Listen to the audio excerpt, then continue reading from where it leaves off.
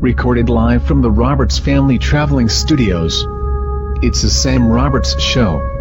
Online. And now, here is Sam Roberts. Yeah, what's hot?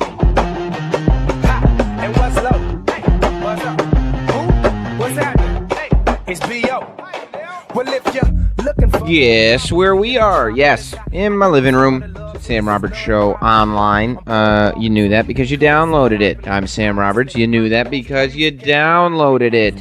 There hasn't been one in a while, but there is one now, so relax. I've been sitting here watching True Life. I'm sure by now you all know what True Life is. MTV does this series of documentaries called True Life. We're obviously, Robert's Family Traveling Studio is back in the living room. That's where it doesn't travel very often. And right before I was in the studio, I was over on the couch, which is about 10 feet away from the studio, which also doubles as a table for eating dinner on.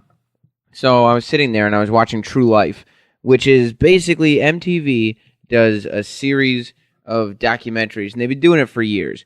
And it's just documentaries about nothing. Like they just follow, I think they post something on their website, right? And it says, do you do this?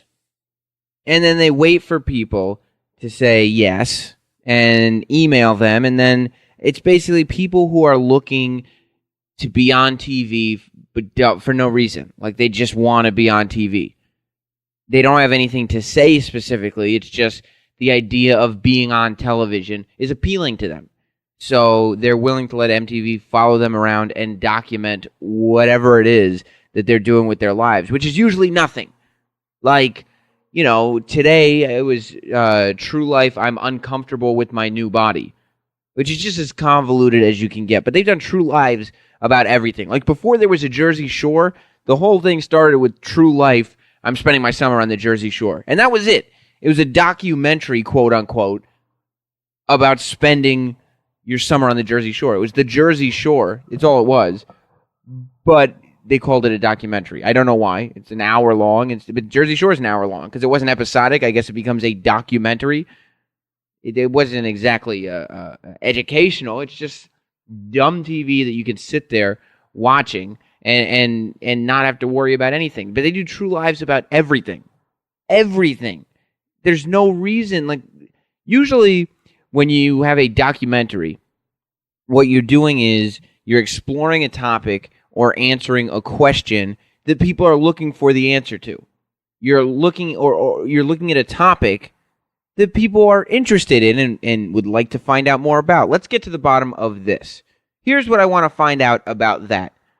True Life is just like, True Life, I drive a truck. And then they talk to a guy and he's like, well, there was a time when I would just drive. I was driving a sedan. It was a Nissan. And me and my wife, I have a young wife, you see, we were married young, because they only do this for young people. Like, you have to be pretty much under 30 to be the topic of a True Life, because, they want to MTV wants to compel the youth audience to watch and see that no one else has anything going on. So, they go, well, I drove a sedan, and when it came time to move out of my parents' house, and live with my lady, I realized I couldn't fit everything that I had into a sedan. They're just, the seats in the back made that impossible. So I sold the sedan, and I went out and bought a pickup truck. That way I could fit all my items, my possessions, I could put them in the back of the truck. And from that point on, I drove that truck. So I drive a pickup truck now, but it gets me to where I need to go. And that's True Life. And then they stretch that out for an hour, and that's True Life.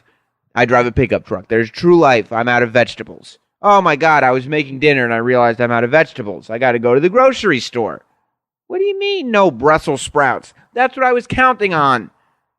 Oh, tune in. Wait. We're going to commercial, but stay tuned, because when we get back, does the cashier tell us where to go to get Brussels sprouts? True Life.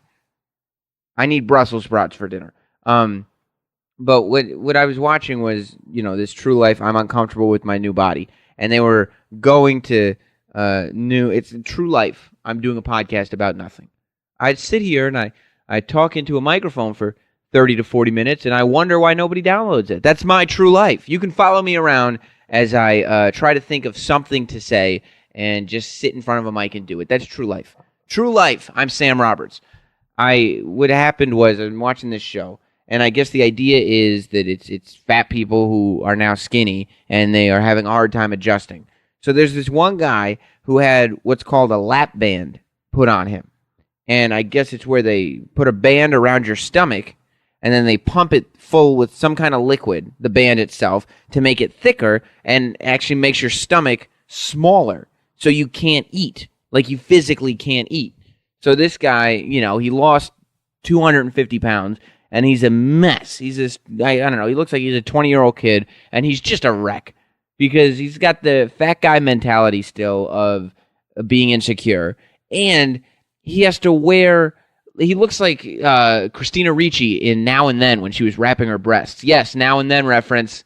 You females out there, for you males out there, I am indeed you will. I was going to say I am indeed a, but I'm not going to say that because you'll isolate that. But you will assume my homosexuality. That's not the case. You females out there can appreciate that, I'm sure, as you can appreciate a lot about Sam Roberts and the Sam Roberts Show online. But he has to wrap himself so he can flatten his breasts out and make some kind of chest. He has to wrap his belly so he can bring this skin that just flaps over his waist almost down to his knees so he can bring it up and wear normal person clothes. And then wherever he goes, he has to wear like 4 shirts just to tie everything in. Everything's tight, but he's wearing 19 things. He's wearing 19 layers so nobody can see what his body is actually looking like. So he goes to the doctor. And I guess the idea is that he's trying to lose enough weight that he can go and get some kind of surgery and get all his skin tied up and everything. So he goes to the doctor, and he goes, look, I haven't been able to eat anything because this band around my stomach on the inside of my body has made my stomach so small. I can't enjoy anything. I used to enjoy food so much. I took such pleasure in eating. That's why I was a disgusting, morbid, obese, 350 pounds at a young age of 19. I enjoyed it so much, and I can't do that anymore. So he had the doctor take the liquid or whatever's in the band out, which basically makes the band not really doing anything. So you're now in full control. Because when the band's on, you can't eat. Like if you wanted to have, if you wanted to have 6 lunches in a row, you couldn't. If you wanted to get one of those giant party sandwiches that's 6 feet long and eat the whole goddamn thing yourself, you couldn't. It wouldn't be possible. No matter how many meats you put on it, you couldn't do it.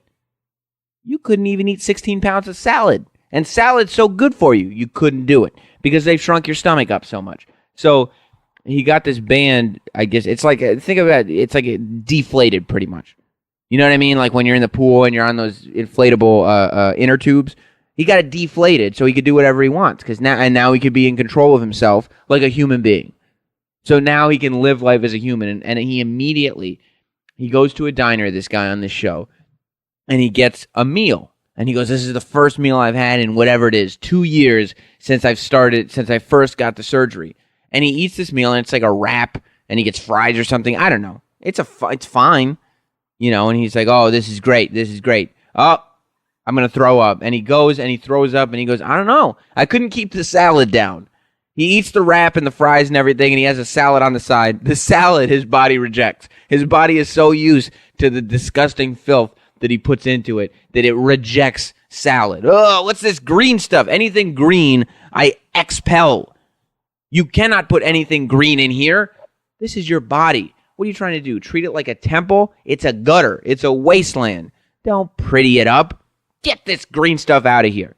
So the salad is vomited out, and instead of being like, whoa, there is something going on my insides that is not correct. He goes, all right, well, I couldn't keep the salad down. I guess that means there's more room for dessert. And so he says, I am going to get dessert. And I think this is lunch, too. And he goes, for anybody who eats dessert with lunch, like if you have a regular thing of going out to lunch and getting dessert, think about redoing some things in your life. Because lunch does not require a dessert. Dessert is like a treat. I understand having dessert after a nice dinner, but anybody who has dessert with lunch, no, absolutely not. So he goes and he gets his dessert, and he goes, bring me an extra thick milkshake. And they bring him the milkshake, and then he says, you know what? Let me also try a piece of cake. And they bring him out a giant piece of cake, and he goes, also another milkshake. I finished the first one. Okay, so second milkshake and a piece of cake. All done. You know what? I'd really like to try some banana cream pie. Okay, we'll bring you out a slice of banana cream pie. And you know what would wash that down well? A nice extra thick milkshake. Sure. So they bring him out a big slice of pie, banana cream pie, and he goes, this looks terrific. Yeah, it's banana cream pie. I don't think there's ever been anybody... It's a dessert. It's not like it's fine dining. It's the sweet part. It's the part that everybody likes, but you can't eat it because it makes you obese, which, of all people, you should know as a formerly obese human being who needed a machine on your stomach to stop yourself from eating. You know why people like it. You know what it does to you. So he's on his third... He finishes his third milkshake. He finishes the pie, and he goes... Real quick, you know what? That's it. That's it. First, we're going to do one of those brownies. After the brownie, that's it. And bring out one of those extra thick milkshakes. This is true. And it's true life, okay? These may be documentaries about absolutely nothing. But it doesn't seem like they're lying. If they were lying, they'd put something interesting in them. This is the most interesting thing that's happened. I'm watching this show for an hour, and I have no idea why. And this is the most interesting scene in the entire show, documentary, whatever they want to call it. If they were faking it, they would put something in there, something to titillate the audience. So he gets his brownie and his milkshake, and he finishes everything. So he ate what amounts to a normal lunch. He ate a wrap and whatever was on the side. He threw up his salad, so that didn't stick.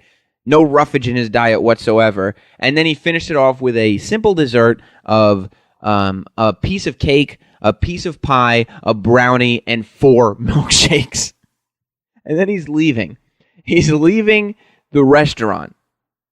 And he goes, you know, I love the food so much. It makes me feel better. It makes me feel good. I remember how great it was to eat it. But then I leave and I have this guilt.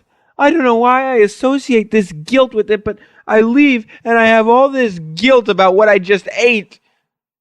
I guess he's seen Lifetime movies where girls feel guilty about having simple lunches. And that's called eating disorders, okay? That's like anorexia material.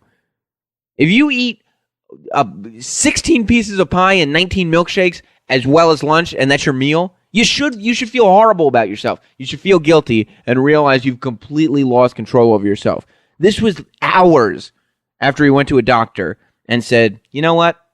Why don't you take that medically placed band off my stomach and let me control myself? I got it, Doc. I appreciate everything you've done for me, but I got it from here on out. This is what he's doing now. He's gorging his face with sugar, bread products, and mush. And then downing it with 4 milkshakes, 4 vanilla extra thick milkshakes. And then he's acting like, oh, poor me. I have this feeling of guilt after I eat enough to kill a small child. Yeah, you know why you feel guilt? Because you just ate. Imagine how guilty you would feel if that small child was actually dead. That's how much guilt you should feel. Because you have just, in one meal, destroyed 5 years of your life. Like, I don't understand. He actually ate enough in one meal to gain a noticeable amount of weight. In one meal. This is not Kobayashi, okay? This is not like he ate like it was an eating contest. He ate like he was at Nathan's trying to down 25 dogs in 12 minutes. This was just lunch for him. This was Tuesday. This was not like, oh my God, today is going to be my cheat day and then we move forward. No, this is Tuesday. I have 3 of these meals every day. Like, it's really, I can never understand why. And then and they go and they have this update, and he has to get a life coach, and his life coach is explaining to him, and he's like, I don't know why I have such insecurities. Well, it's because you can't go anywhere without drinking 19 milkshakes. You should have insecurities if you can't figure out how to say no thank you. How to look at your plate. If you look down at the table, all right, and this goes for everyone. If you look down at the table, this will improve your life. If this isn't something you've thought of before, I'm about to improve your life once again.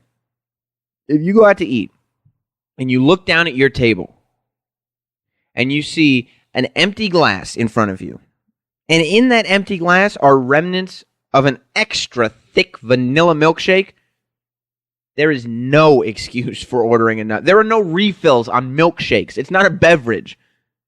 You don't wash down. It's a glass of ice cream. You just put it in a glass instead of a bowl. It's not the same thing as water. It's not liquid. It's just melted ice cream and some milk. That's all. And he's sitting there going, I don't know why I feel so guilty.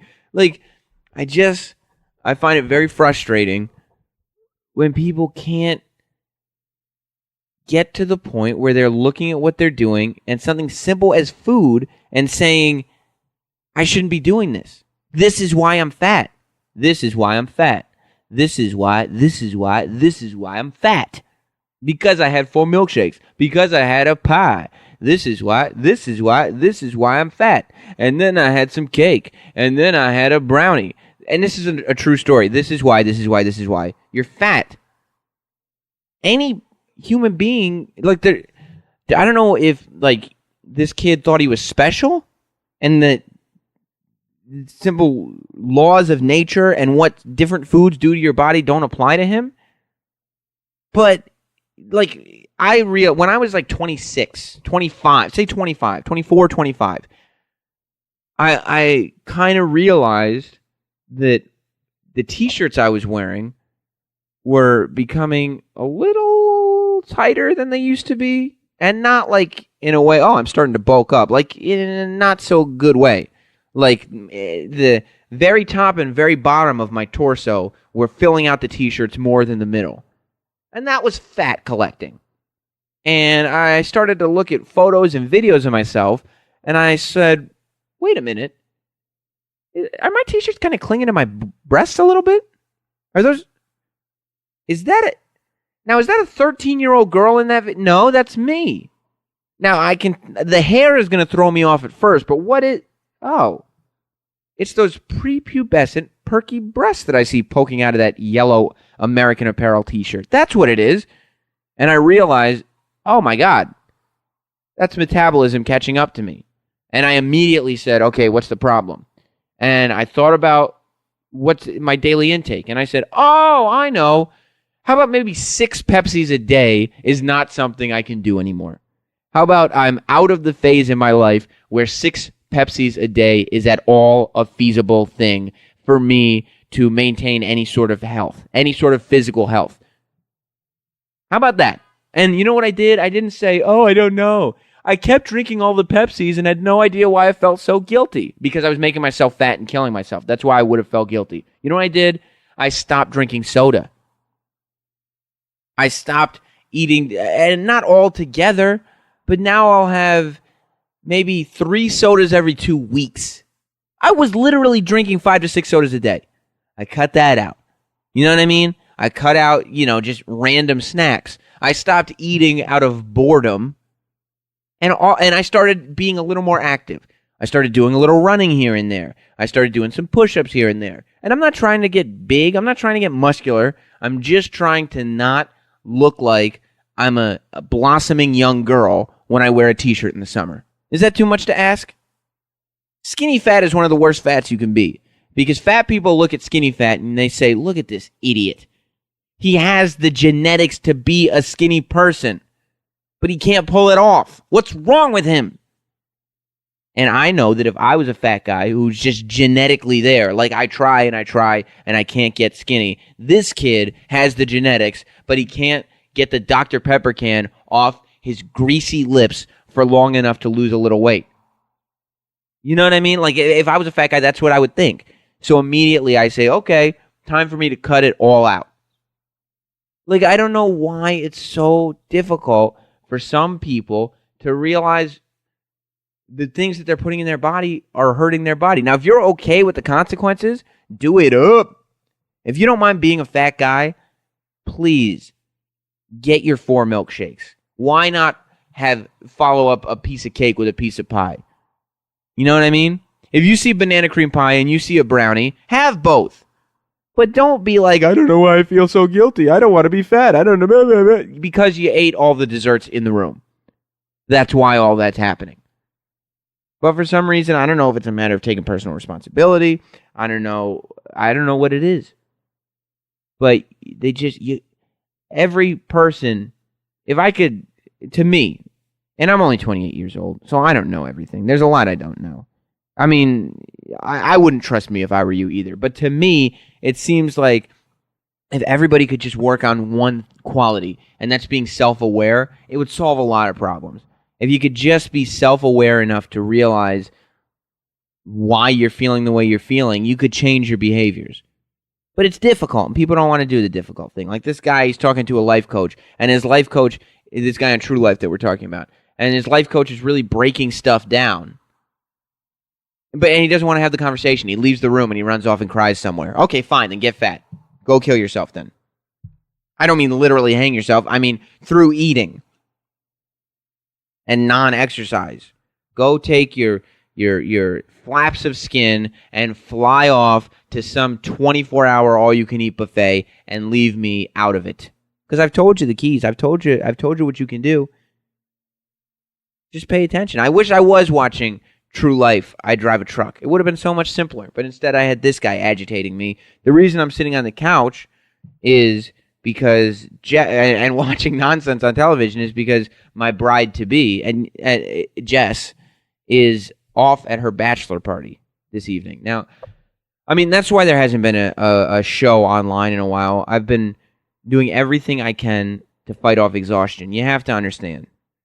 Like the way this kid was obsessed with eating, and if I could criticize myself in any way, it's maybe that I'm completely obsessed with adoration, and so I feel like I need to keep working and keep getting better. It's not, like I feel like I need adoration from people, I need respect from people, and I need to be the best at whatever I'm doing. And the only way to get to be the best is to do it a lot. And so like broadcasting and stuff, that's why I do it so much.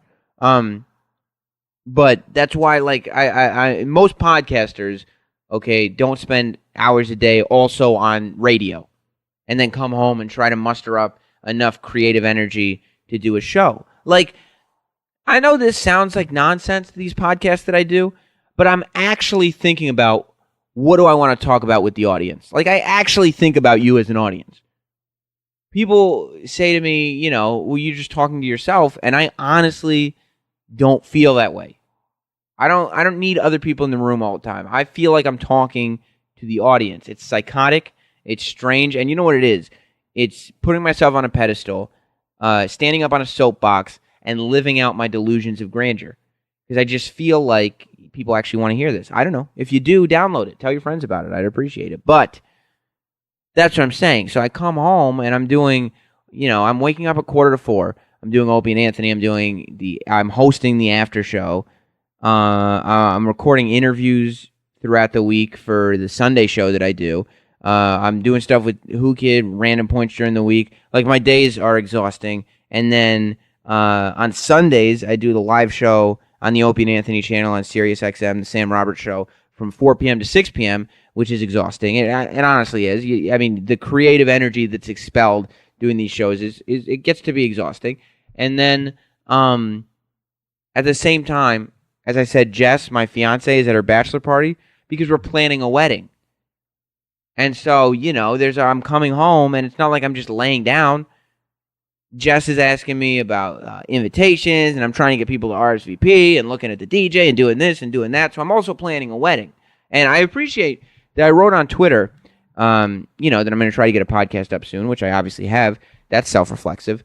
And a lot of you said, take a break. We get it. You're planning a wedding. But I don't know. I just didn't. So Jess is at her bachelor party this evening, which Jess is not a huge partier. So I'm not, like, worried about it. but it is like you take certain precautions. So she's the other night she comes home and she's like, I don't know what I'm wearing to my bachelor party, but I bought a dress online. I saw it. It looked really nice online. Can I try it on? And I was like, sure, of course you can. So, she went in the bedroom to put her dress on. And she comes out of the bedroom and she has this black dress on. Jess, my fiance. She has this black dress on it's a long sleeve, regular crew neck top, and the dress and she's wearing wedges, heels, so her legs are showing, and the dress is maybe 2 inches from her crotch, maybe 2 inches, to the point where, like, it's one of those dresses you have to pull down throughout the night. Like, there is a foot, probably over a foot between her knee and where the dress ends. There is, and she's got little legs. There is a lot being shown there, okay? It was not a long dress. It was the shortest dress you've ever seen. And she walks out, and she goes, so Sam, what do you think about this dress? And I go, Jess, I like it. I really like it. Look at you. I like that dress. She's like, really? You think it's okay? I said, you look amazing. And she said, oh, good, because I was planning on wearing it to the bachelor party. And I said, bachelorette party. I was planning, somebody else's bachelor party. I was entertaining. No, I was planning on wearing it to the bachelorette party, to my bachelorette. And I said, Jess, I don't like it. Nope, couldn't like it less. That is the wrong purpose for that dress. I do not like that dress. You don't like it? Nope. Can't say I like it. As a matter of fact, I'm going to go ahead and say I won't let you leave the house in that thing. Absolutely, positively not. So, because like a dress like that, she looks fantastic in. But I don't want to be more than 5 feet away from her if she's going to wear that dress. I mean, maybe if somebody was going to steal her away from me physically, I don't know. But I would feel better being present while she's wearing that. And certainly not doing it at her bachelorette party where, you've got all her drunken girlfriends running around and handing out little party penises and have penis helmets on and put penis lights up streaming all over the place and wear their penis shoes and put on lipstick with their penis lipsticks and stir their drinks with penis stirrers. I don't want to do it. And I have the internet, okay? I look at pornography on the internet. I know what goes on at bachelorette parties. A guy dances around who's a male stripper, and then they all blow him, and there's somebody in the background dressed up as a dancing bear for some reason. I've seen all the videos. I know what goes on at these parties. I don't know why they're filmed, but I know what goes on at these parties.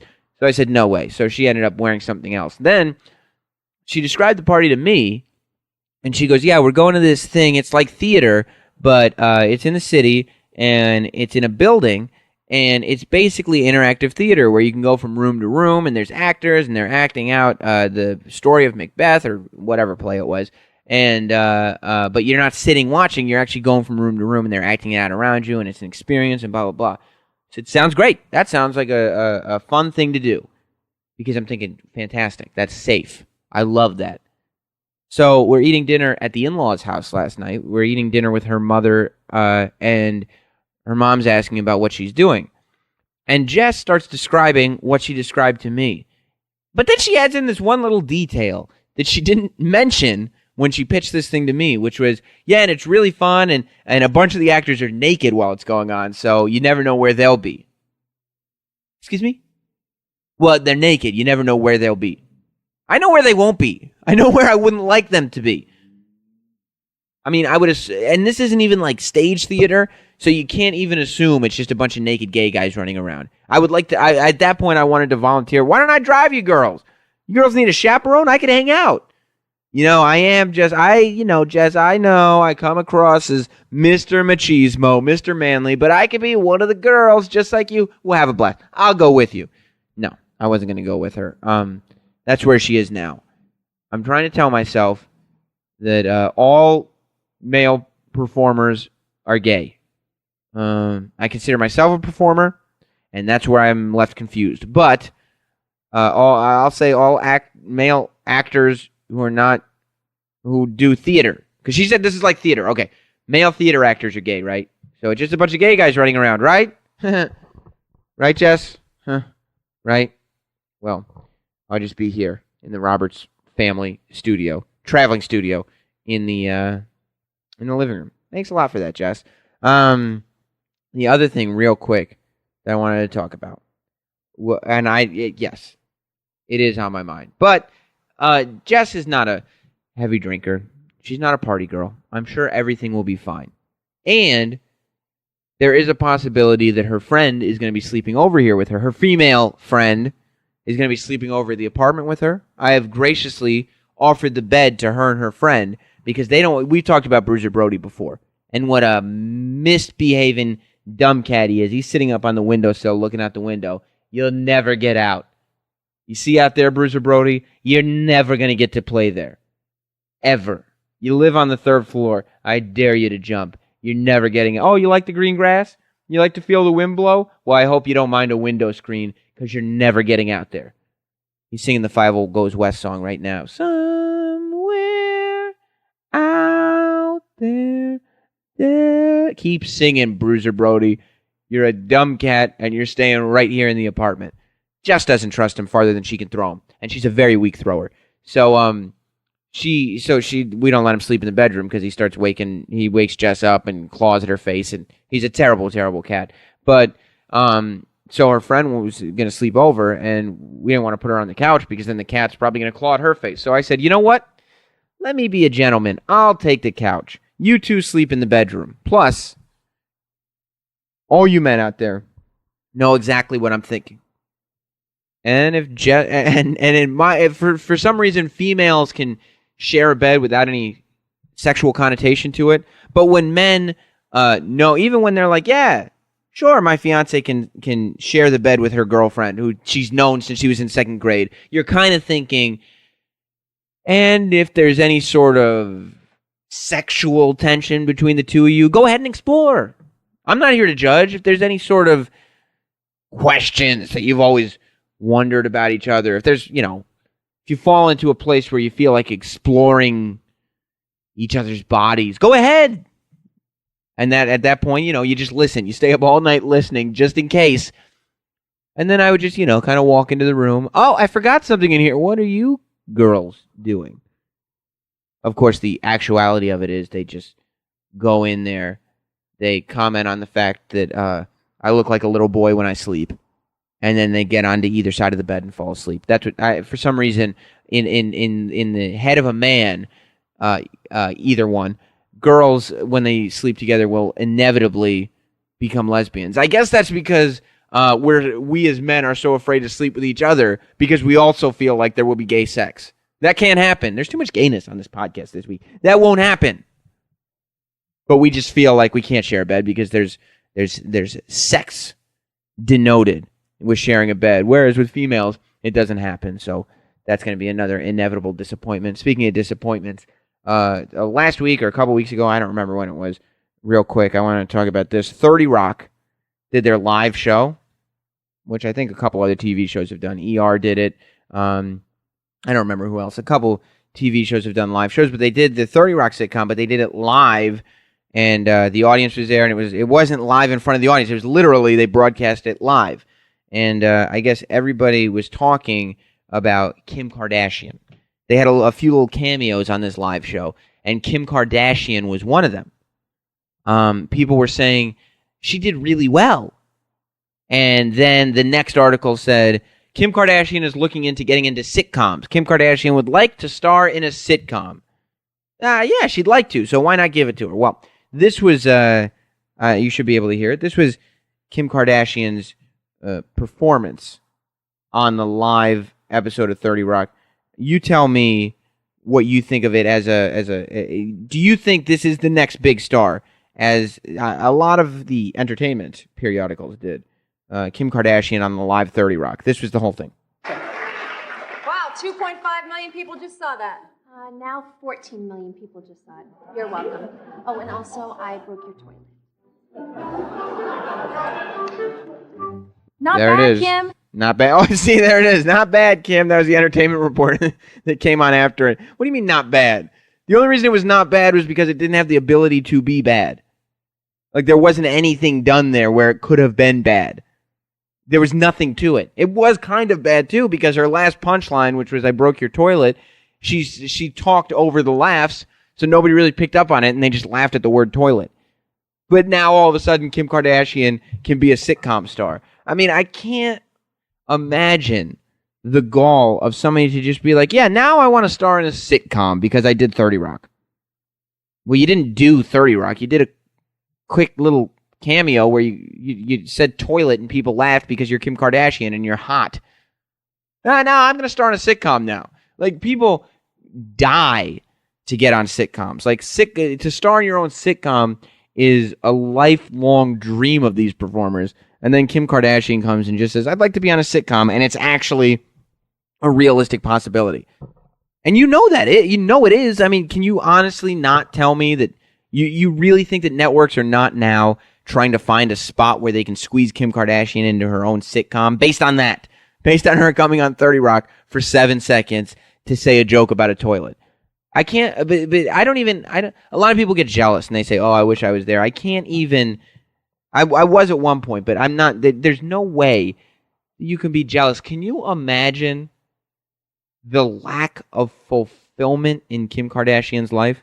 I mean, any of us who have worked hard at anything and accomplished even a morsel of it, like even a tiny little bit of it, like you haven't conquered the entire thing, but you've conquered a little bit of it. Say you're a zookeeper, right? And somebody comes by and they say, my, that giraffe looks happy, and what a clean area he's in. Well, you've accomplished something, and you feel a sense of accomplishment. Well, yeah, I'm glad you noticed how happy that giraffe is. It's all because of me, the zookeeper. Can you imagine the lack of fulfillment in the life of a person who just gets handed everything? Like, there's no possible way that Kim Kardashian could have any legitimate goals in life because she doesn't have to work for anything. The point of having, if your goal is something that you can just make a couple calls and people will start working on it for you, then that's not a goal. That's just something you just call and get done. That's a task. Oh, I have to complete this task and then I can be on a sitcom. Not, it's my goal to one day be on a sitcom. I'm going to bust my ass, and eventually maybe somebody will recognize that there's a morsel of talent glowing out of me. No. For Kim Kardashian, it's not that at all. And if you ever hear her talk, all she tells you is how hard she's worked at everything. Like, she won't just acknowledge, yeah, you know what? People realized I'm smoking hot. I started hanging out with Paris Hilton. There was a sex tape. She's not even good at banging. And that's what her whole thing was based on. Like, the sex tape wasn't enthralling. And there have been enthralling sex tapes in the past. This wasn't one of them.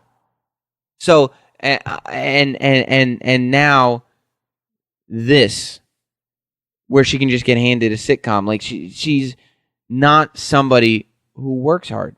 But if you ask her, she won't just say, yeah, you know what? I fell into a lucky pothole and I never had to work again at anything. I just had to ask and all I had to do was meet the right people. Meeting the right people is not working hard. It's just wearing low-cut shirts and looking amazing. Because Kim Kardashian is amazing looking. I don't think I'm breaking new ground here by saying it. But it's not working hard to be hot and have people recognize you for it. That's not a skill. Being ridiculously hot and being enough of an airhead that people are entertained by your reality show. Because I'll watch her all day long, but I'll never say she's a hard worker. You know, you can tell she's not a hard worker because she is hot. Anybody who has to really bust their ass for something is weathered. I'm 28 years old. Okay, I have put 20 years on my life in the last 6. I have creases all over my face from furrowing my brow. I have consistent bags under my eyes, and they're not natural. It's because I don't sleep. You know, my hair is a rat's nest that you can't tell if I'm balding or I just have a big forehead. I can't even tell anymore. My forehead's always been this size, but it doesn't look healthy. Okay? I look weathered. You know, I don't have time to dress well, and I don't make enough money to do it anyway. So I look like a schlub, and it's because I'm working all the time at stuff. because I'm working at something. I can't be gorgeous. Because naturally, let's be honest, God has blessed me with enough gifts where I could truly be gorgeous. But he also blessed me with a certain work ethic that doesn't allow me to be gorgeous. Gorgeous people cannot be hard workers, because if they were hard workers, they wouldn't have time to be gorgeous. They would look exhausted all the time. They would just, like, Kim Kardashian doesn't know what tired is. You guys know what tired is. You know what I mean? Like, Kim Kardashian, I can't believe I just worked on 4 hours of sleep. Yeah, well, I do it every day of my life. And I don't just get to sit around and have people tell me I'm hot as a job. Like, Kim, working is just having a camera follow you doing whatever mundane thing you're doing today. But I'm not jealous. Because I get richness. I get richness out of the fulfillment of life. Okay? I may not be beautiful, but at least I don't have an end to that sentence. God damn it. I wish I was beautiful. That's it. I put another episode out, so hopefully there'll be another one soon. Unless I collapse and just start going into convulsions. This has been the Sam Roberts Show Online. I could go all day, but I'm not going to, because I don't want to. I'm worried. I actually care about the quality of the broadcast. The podcast. It's not a broadcast. It's a podcast. However, if you think it was a low quality, I can understand that. Hit me up at notsam.com. There's a comment section or a whatever, communication, whatever it is. There's a link. You'll be able to figure out which link it is at notsam.com, and there's a comment box you can fill out. Hit send. I get them all in my email. I got a ton of them. I got a ton of tweets from you asking where the podcast was. I love all mentions of this podcast from my website or from Twitter. So anyone who's listening, do it a lot, because it makes me feel like this is worth doing. Not as much as I love getting Twitter comments from community star Gillian Jacobs or pro wrestling icon Paul Heyman, which I do, but still, I love getting, definitely do it. Goodbye, everybody.